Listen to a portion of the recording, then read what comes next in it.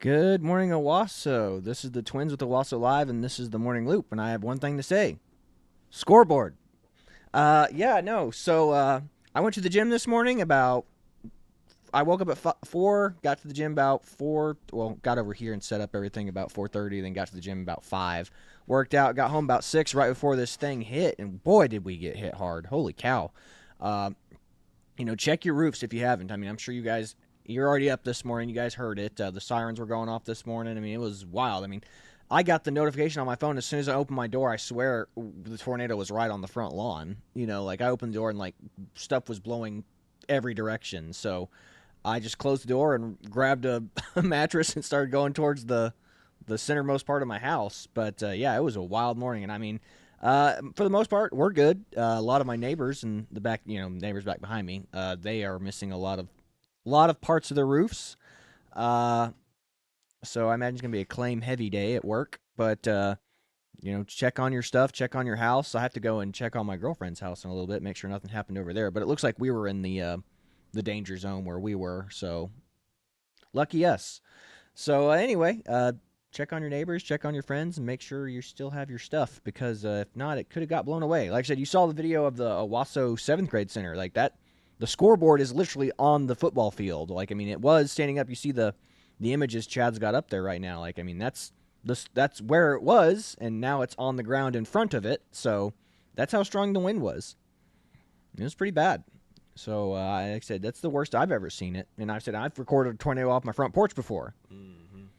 So that's the thing, man. It's dangerous when it's dark out, and it's dangerous when it's raining that hard. Like because you won't know. It's rain wrapped. It's dark. You can't see it until it's right on top of you. So we were just in the wrong place at the wrong time. I would have loved to have been on the front porch filming it, but I mean, like I'm saying, the wind was blowing so hard. Like I mean, when I opened the front door, like I nearly got blown back into the house.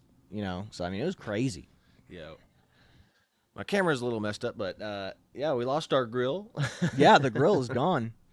Yeah, the neighbors have some pieces in their yard, and again, I was telling the neighbors I was like, hey, like they're on the backyard checking on me because the sirens were still going off, and I was looking for my grill. I was like, I'm mad, my grill is gone, and my neighbors were like, are you okay? And I was like, yeah, I'm just trying to find my grill. And then like they're like, are you sure you're okay? And I was like, yeah. And I was like, I'd be more concerned about your roof if I was you instead of me. And they all turned around, they look at all the missing shingles off their roofs, so they were like, oh no. And so it was wild. Like, I mean, one guy, even like the neighbor I was talking to in the backyard this morning, his entire AC unit was flipped upside down.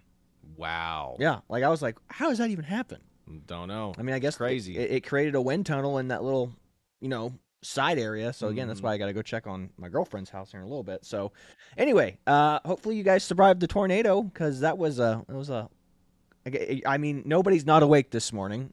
Except for I was just talking to Megan, and apparently our aunt slept all the way through it. Wow. Like I was like, wow, and she was right in the danger zone too. Yeah. So golly. Yeah. From Memorial to wherever, like Garnett, is that what they said? Yeah. That's where it hit. So holy cow, what a busy morning. But this is not the subject. We already had the subject planned out and what we were going to talk about today. But I mean, we got hit hard, and I mean, like I said, things change quick. I mean, when these tornadoes and derechos blow through, it's just it is wild.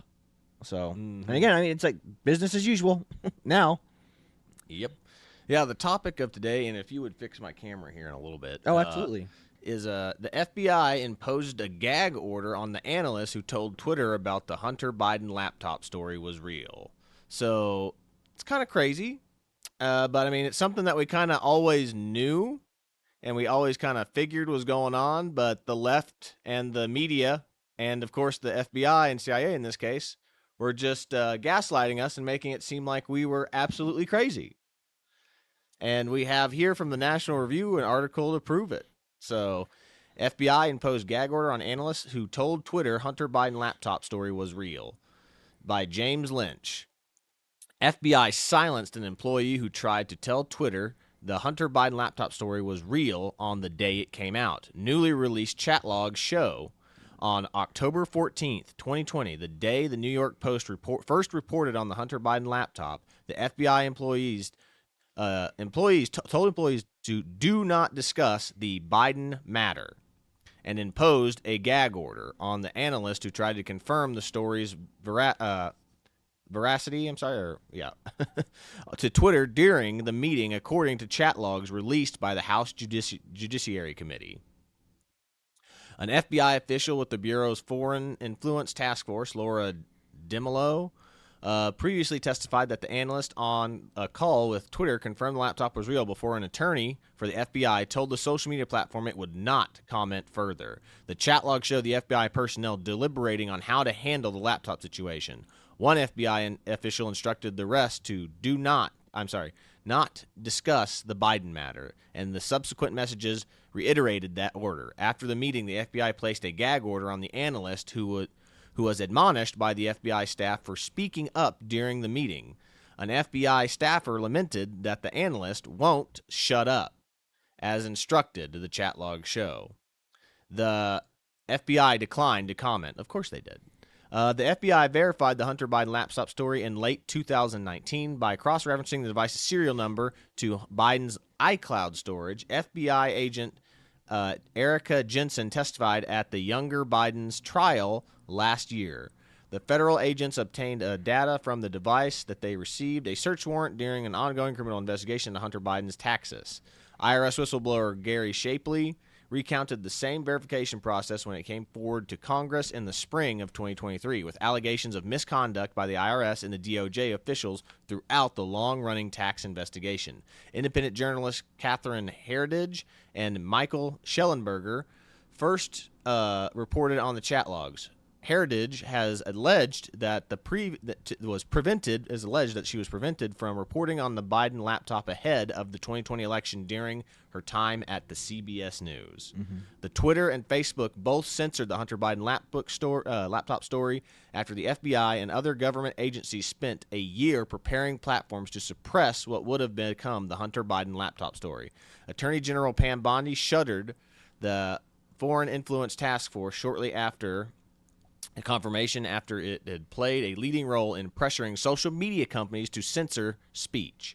House Republicans and Judiciary Committee and Weaponization Committee have investigated the throttling of the Hunter Biden laptop story and other political speech online. Judiciary Committee Chairman Jim Jordan is Republican Ohio, which we've seen him a lot, is steadfast crusader against social media platforms working with other federal government agencies to squash certain viewpoints.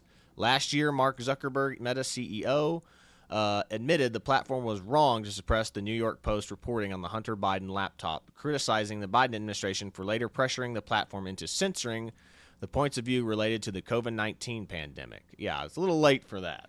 Again, none of this matters. Is it nice to have the affirmation that, yeah, we know the FBI lied and we know that this was all real, but it didn't. When did it matter? It mattered during the election. It mattered whenever Trump didn't get reelected. That's when it mattered. It doesn't matter now. Now it's just like, oh, hey, sorry, we made a mistake. This is what's so gross about the federal government. Yeah. They don't have to admit to any wrongdoing. And for all you wondering, I said, why FBI, we were wanting to fire or get rid of half the FBI. This is why, right here. These people are corrupt. Instead of being a part of trying to stop a corrupt government official, they were hiding it. They were helping him hide it. This is why I tell you guys, people don't actually care about the truth. How many Democrats do we know in our personal lives that would be like, well, even if the FBI lied to keep Trump out of office, it's a good thing. Trump's a dictator. He's a fascist. I still see people posting stuff about Trump being a fascist today. And it's just like, what does it matter now? Those guys are never going to change their mind. The people that we know in our personal lives that are rooting this on, they don't care that this is true. They go, the FBI did a good thing. It's the Watchmen. Yep. They're not followers of Rorschach. They're followers of Ozymandias. I would rather live in a lie and have peace based off of a lie than know the truth. Mm-hmm. And again, that's what happens when people who think they know better than you get to dictate what you are allowed to know and what you're not allowed to know. This is why the JFK thing, that's why we scoff at Ben Shapiro making those claims. Why does it matter? It's it matters because the truth matters. Mm-hmm. That's the singularity point. We want to know what the truth is. Regardless of how it affects, if the truth makes America look bad, so be it. Yeah. But I'll finish this out just real quick. Then President Joe Biden pardoned his son in December before his sentencing dealing with the federal gun and tax crimes. Hunter Biden was convicted in Delaware last June on gun charges and pled guilty in California to tax charges in September. Hunter Biden's foreign business dealings and the IRS whistleblower allegations formed the basis of the GOP's impeach inquiry into Joe Biden.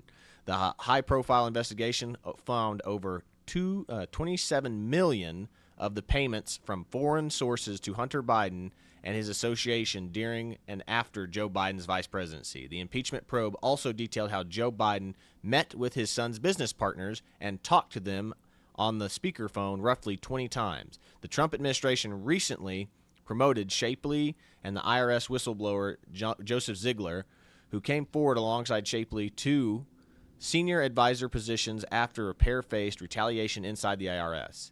In addition, the president has granted clemency to two of Biden's business partners, Devin Archer and Jason Galanis, both of whom have testified during the impeachment query. So, and why is this important? Is because it has literally been shown that if this information had come out before the 2020 election, it would have influenced, like they said, like what? Like it would have swayed the election. It would have swayed the election. It would have swayed the election. Mm-hmm. And again. So this is how, when everyone goes, the Democrats stole the election, this is just one of the ways. Not just changing all the rules regarding voting, mail-in ballots and all that, but this is another way that the Democrats stole the election by using people in positions of power, like maybe promising them jobs or money or whatever, to cover up government corruption. Well, it's bad if we hide Trump's government corruption, but if Joe Biden and the Democrats are hiding government corruption, that's okay. It's okay. It's just fine. It's fine. Just fine. So again, too little, too late. These articles come out. It's like, hey, wow, you're confirming everything that Republicans already knew. And again, and people who are partisan hacks on the left will just be like, you didn't actually know that. This is just now being confirmed. It's like, it was obvious. For anyone who has eyes to see and ears to hear, it was very obvious. Yeah. Again, unless you live in this little privileged left-wing bubble where the media and all of culture agrees with absolutely everything you say. Yeah. And that's the thing, is like, here's this thing from the Sean Ryan show. I love this. You can check this out real quick. Yeah. This is relevant. What I call a laptop 51 case. It was a situation in which two prominent former intelligence officers, so Michael Morrell, who I mentioned, and Mark Polymeropoulos, were apparently approached by a Biden campaign officer, Antony Blinken, now the Secretary of State, in the spring of 2023. Blinken said, "We need help." The problem was Hunter Biden's laptop computer had been left at a repair shop. The repair owner sent it to the FBI. The FBI verified that the files on the computer were actually Hunter's, and the files gave credible support that both Hunter and his father were corrupt in terms of taking money with Ukraine, with China, and maybe some other countries. The campaign now says, we cannot have this come out and damage the purported integrity of candidate Joe Biden. What I call a laptop 51 case. It was a situation that's on repeat now, but yeah, like this is from a while back while Joe Biden was still in office. Yeah, this is how long this interview is. So we've been saying this for years, and Democrats and the media were basically saying that's fake news. That's Russian propaganda. Yeah. Again, trust the narrative, trust the line, be a toe-the-line mother effer. Don't think critically about stuff. If whatever you know about someone, if it confirms your biased beliefs about Trump's, you're just gonna bite onto that. Again, we are not. We're susceptible to it too. If somebody said something about Obama, it's like whenever the Obama being gay stuff and Michelle being a man. Sure, we bite on that stuff too, but not because we actually believe it's real, but because it's funny and because when you. That's the only thing we really have is like when we troll people saying Michelle Obama is actually a man, it's like people actually like get like pissed about it. It's like it's the only way we can get our zingers in on people because they go, and then but it feeds into their loop going, look how dumb these people are thinking that Michelle's actually a man. Look at how dumb. But I mean, it's again, when you live in a world where like the right is constantly on its heels, it's like we're constantly being boxed up into the corner. And like whenever we get a little jab out there, it's like it feels good, you know. Well, that and It's like one jab, and then your opponent, they've been hitting you this entire time. You give them one jab, and they start crying, and the ref goes, "How dare you?" Well, How here's dare the thing, too. It's like not only is the ref in their corner, but you're actually boxing two people at the same time. Mm-hmm. So it's like you have the ref who's in their corner, and you have the, you have two opponents. Mm-hmm. Like, well, tough. It's like learn how adapt, overcome. Mm-hmm. Yeah, but that kind of leads into the next story that we have, which is the Atlantic, and everyone's been talking about this. The judge, Bosenberg, faces removal for GOP under new GOP proposal because this is the guy that's the circuit court's judge that is like trying to bring back the immigrants and all this other stuff. Like they have a bunch of these judges filing circuit, appeals against Trump, saying that all of what he's doing is invalid. Basically saying that they have more authority than the president, which the only form of government that has more authority than the president is the Supreme Court if they overrule anything the president says, not a circuit court judge. Yes. This is unprecedented what they're doing. Like, imagine if judges could just overrule the president anytime they want to. It's like, imagine if FDR was like, we're going to war, and then some circuit judge was like, no, we're not. I file an injunction against the FDR so we don't go to war. Like, that's nuts. It's absolutely nuts. It's unprecedented. It's like, you want to talk about a constitutional crisis? That's a constitutional crisis, or it's a judicial crisis, I guess, because this basically makes all judges dictators. Yeah. Every judge can basically just make up a law or enforce the law as they see fit. Yeah. But here it is right here, the article right here, and we'll start with the libs of TikTok thing right here. It says, The Atlantic, Trump deported a father from Maryland to an El Salvador prison.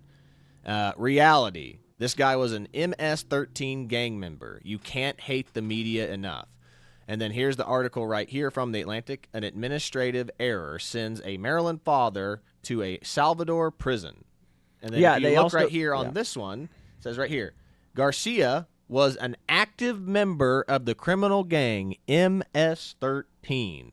These are things, this is a court case right here, that they found out about this, and the media is lying about it, leaving this particular information. This is what we talked about when the media is. It's not what the media does say; it's what the media is also leaving out is just important. Say exactly what you said there. Read the headline again. Maryland man. What does that tell you? It's like it doesn't tell you anything about the guy's race, gender, ethnicity. It doesn't tell you anything about the guy. It just says a Maryland man. So it just have you think it's just a regular white guy from Maryland being deported. It's like Jimbo, father of 5, deported to El Salvador prison because they mistaked him for MS-13. It's like, whenever you see an MS-13 gang member, you know that they're going to be of Hispanic origin and they're probably going to be covered in tats.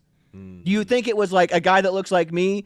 No, I swear, I'm not an MS-13 gang member. Hell, someone, donde está, no habla. Like that's what they're trying to convey with that headline and title. It's the same thing I told you about. It's like whenever we talked about how, remember in college, they did the whole hazing football story from Owasso, where it's like and it was like 2 guys. And like the way they wrote the article, it's like you'd have you believe that this was like an initiation process for the Owasso football team for years. Mm-hmm. It's like this is what it's like being in a football program. You have to be initiated into it. It's like nobody paddled me at Owasso. Yeah. Like it wasn't even like that. Like getting hazed at football was like the freaking sophomores coming in and the seniors beating the crap out of them when they were the practice guys. Yeah, that's hazing. That's hazing, man.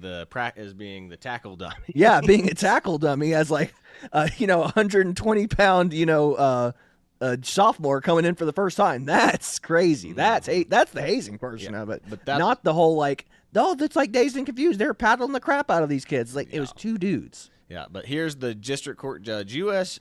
District Judge Anthony Trenga just blocked the CIA and Office Director of National Intelligence from firing employees who work on DEI initiatives. And that's basically what they're saying is like Trump's trying to ban the transgenders, and it's only transgenders who are dressing in the other way and showing that they are transitioned. So like if you're acting out on your transition of gender dysphoria, then you're getting kicked out or discharged. And this guy's basically said, oh, anybody can join. So that means you can't. The military is not allowed to discriminate against anybody joining the military. Just like, really? Because like the military doesn't let people join for having bad vision. having back pain, having. I mean, we could go through a whole list of reasons. Yeah, if you have getting any chronic disqualified. ailments before you come in, no. I mean, getting screened to go in and join the military was one of the most like eye-opening processes I've ever been through. Like they were like, yeah, literally, they're like get naked, bend over, squat. Like I mean, like pee in this cup. It is the most invasive process I've ever been part of, ever. Like they were like duck walk. We want to make sure you have full mobility. You know, do an eye test, smell test, hearing test, pee in this cup. I mean, everything you could ever imagine. Like, and you're saying schizophrenics can the precedent this judge set. Schizophrenics can join the military. I mean, I guess trans people are already in the military, and then basically schizo. But I mean, anybody with any pre-existing condition can join. It's the same reason that insurance companies don't insure pre-existing conditions. The Army doesn't want to pay for some guy that already has a back injury and then joins. But here's the other thing. They'll still insure you, but you're going to be more because the insurance company knows you're going to cost them more money. Yeah. There's a reason, like I said, why is somebody who has a chronic ailment get more insurance than somebody who doesn't have any chronic ailments? I wonder why. Because you're going to cost the insurance company more money, and they know it. Yeah. The spreadsheet, the bottom line. Like, you are a net negative to the company is where, like, me or Chad, like, perfectly fine, no issues. Yeah. Like that, like we're just going to pay into it and never take anything out of it. Yeah. But this next article that I've pulled up says Republican congressman introduces a resolution calling for the firing of the judge that blocked Trump's El Salvador deportations. Why it matters. The resolution introduced by Arizona Representative Andy Biggs seeks to bypass the impeachment process in which 2/3 of the Senate would have to vote to fire Judge James Jonesberg. Were it to succeed, it would spark major constitutional crisis and set a precedent of congressional firing of judges seen as a political opponents.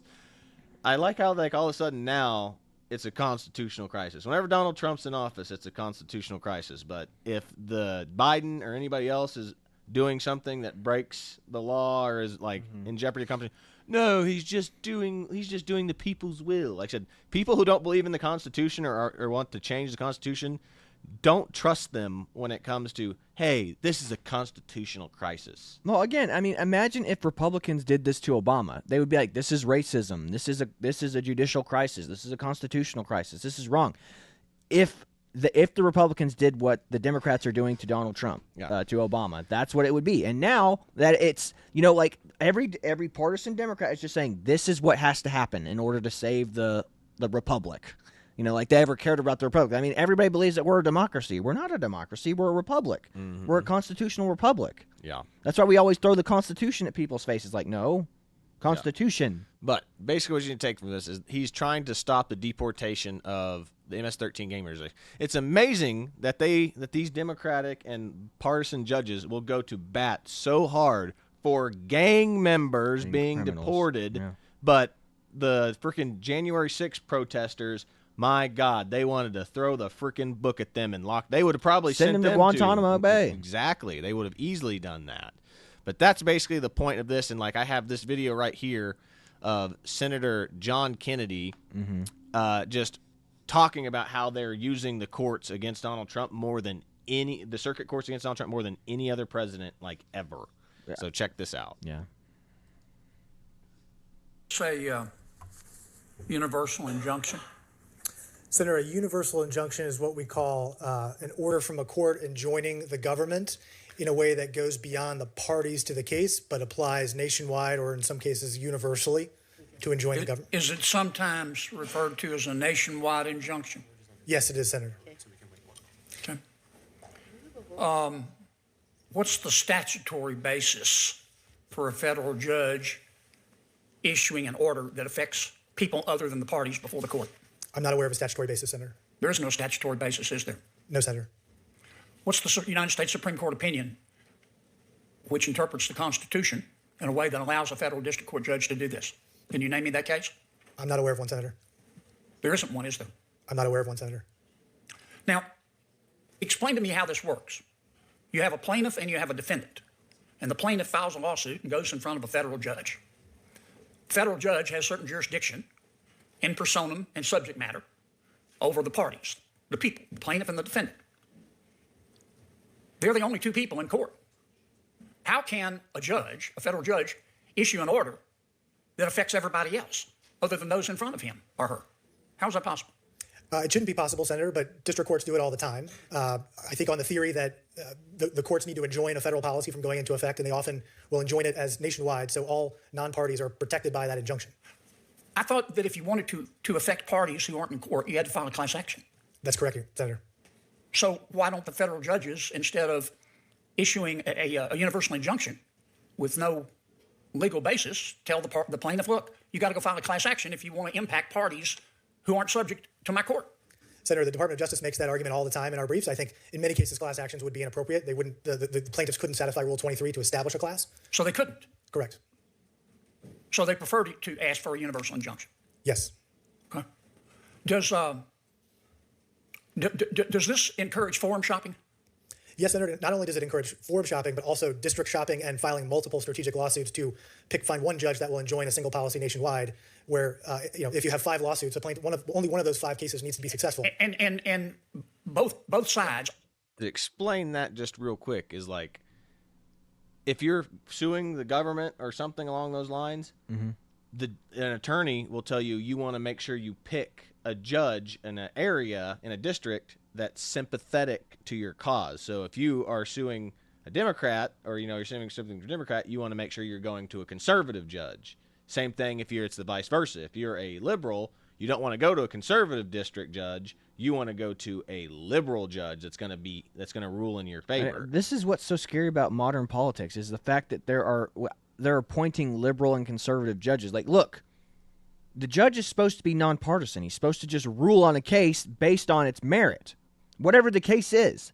And now you have people where it's just like, well, we lawyers, and again, smart lawyers will do this. They'll be like, we have to put it in front of this judge because this judge will rule this way. I know the judge will rule this way. Mm-hmm. It's like, this is scary. Yeah.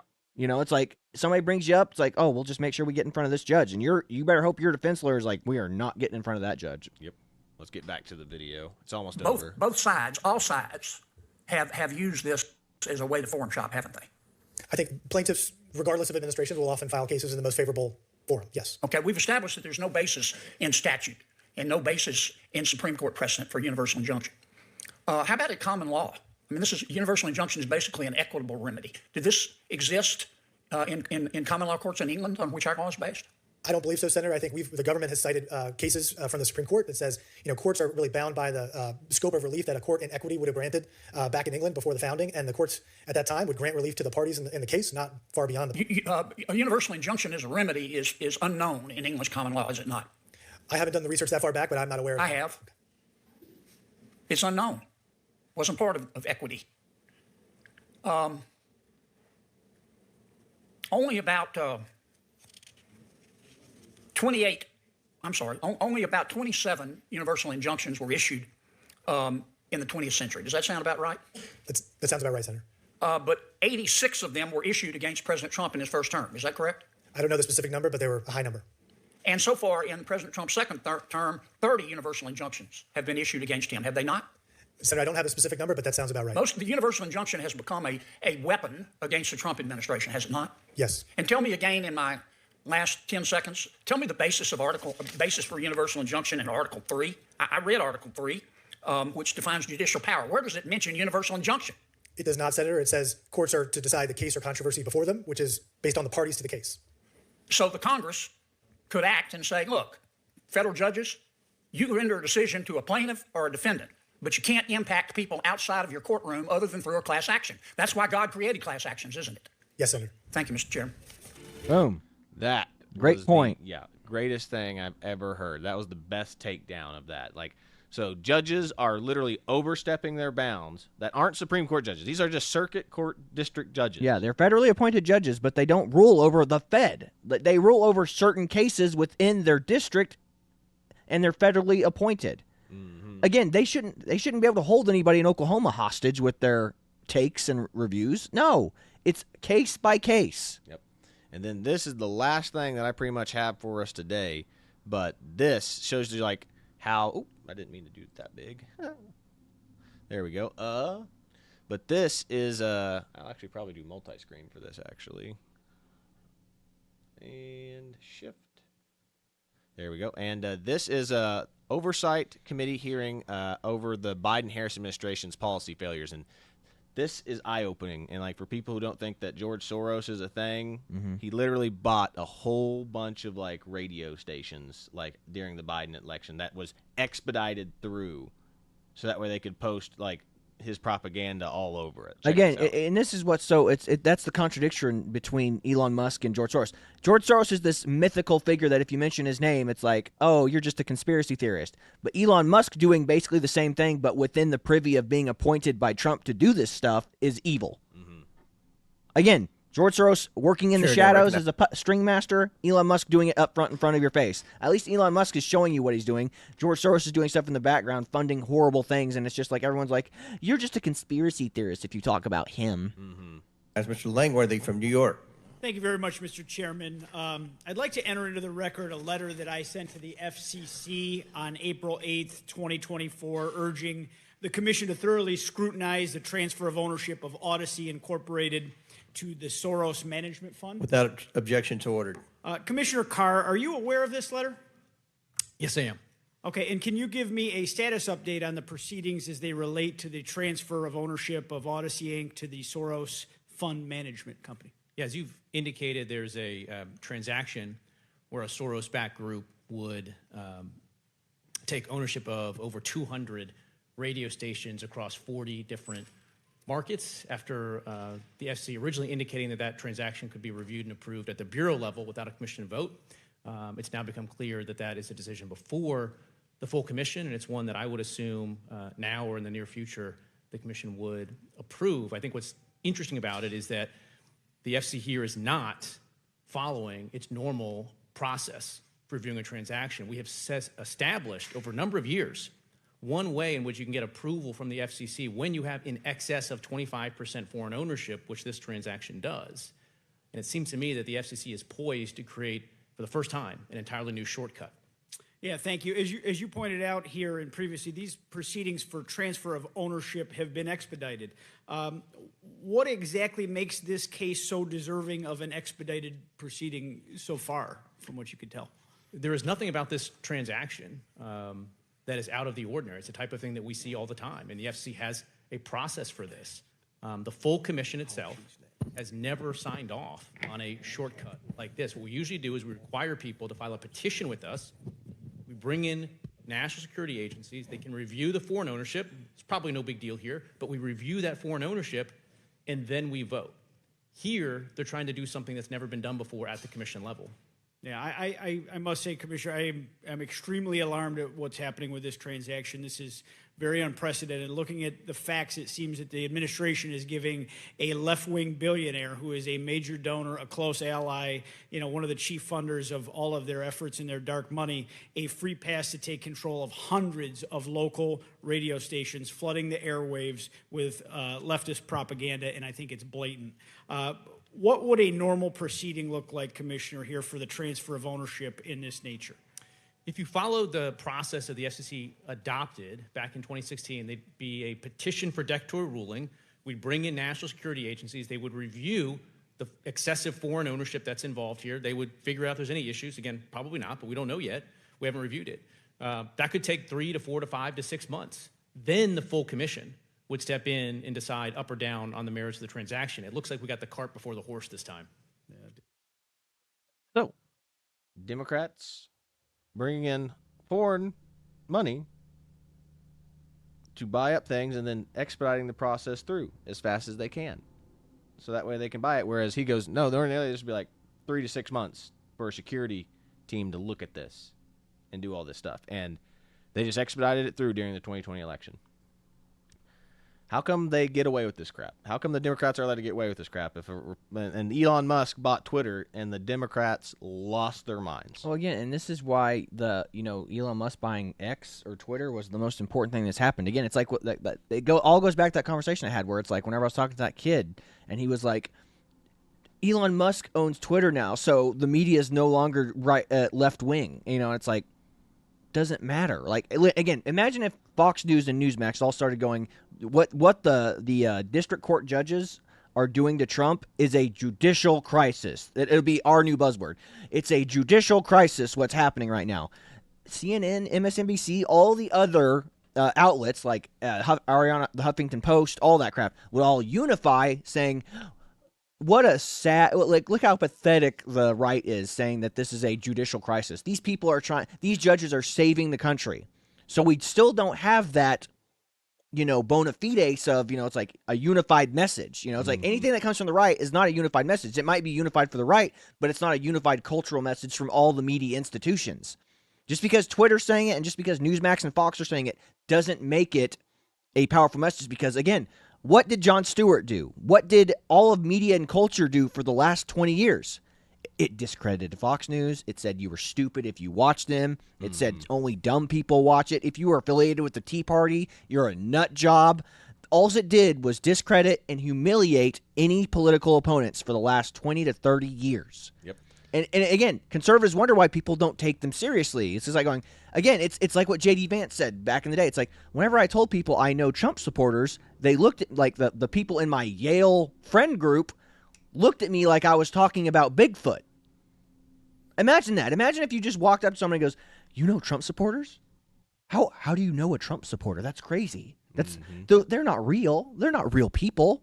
They're like people, like, I mean, they talk about you like you belong in a zoo. You're a Trump supporter. Like, that's how culturally insane these people are. That's how much of a bubble these elites live in.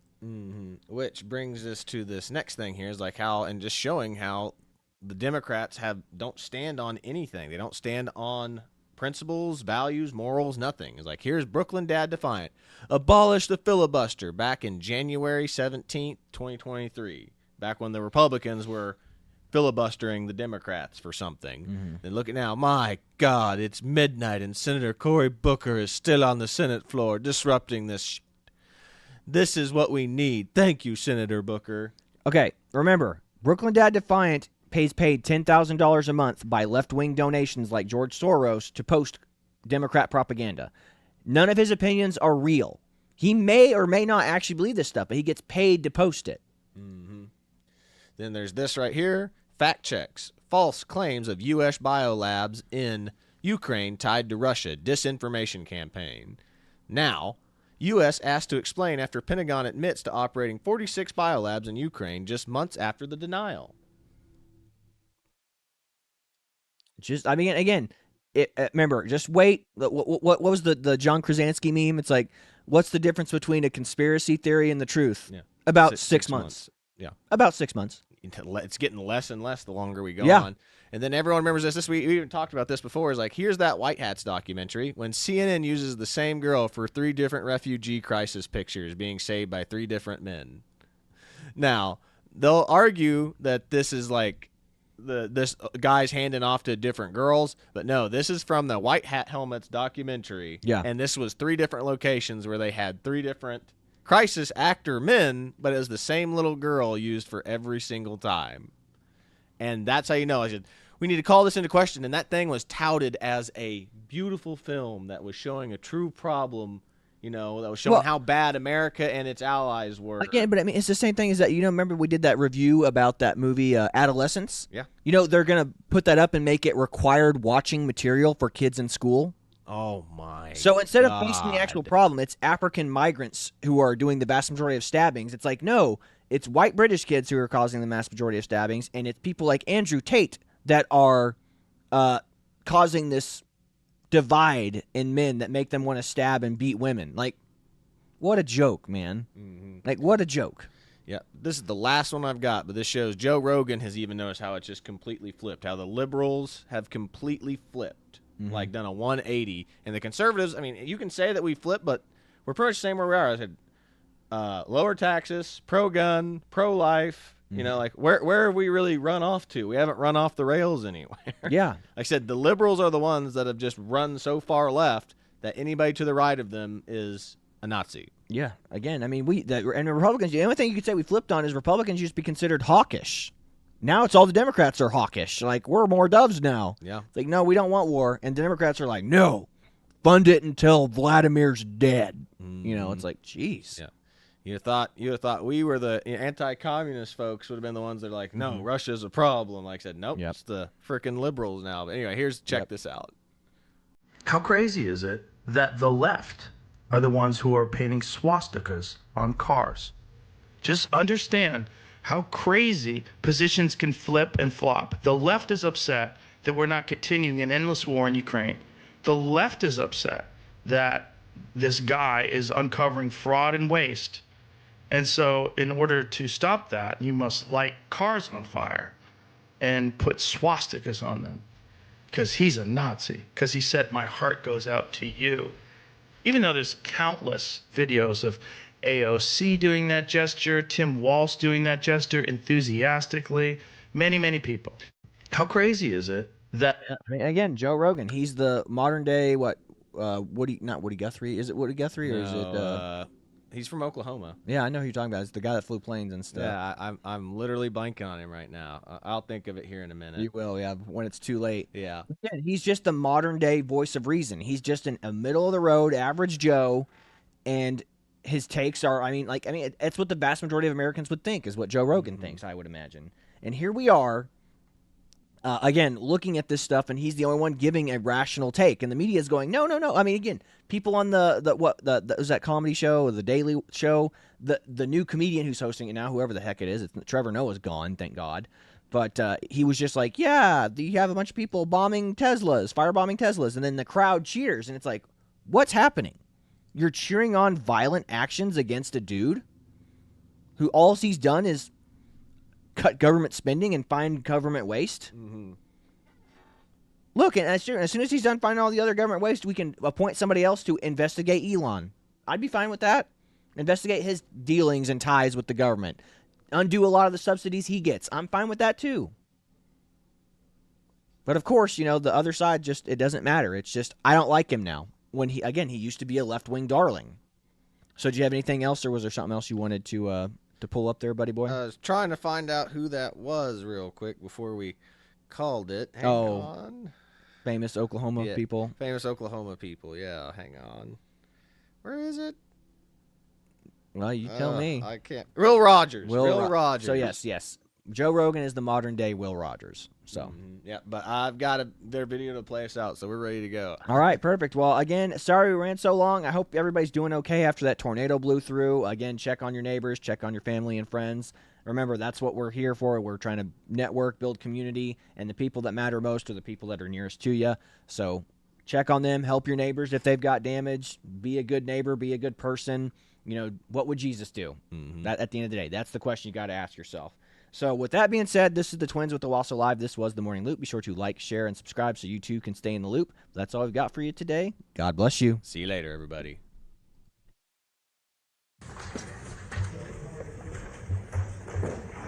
Round one. Fight. Perfect KO. Bye-bye.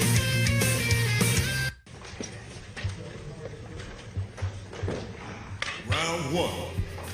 Fight. Perfect KO. Bye-bye.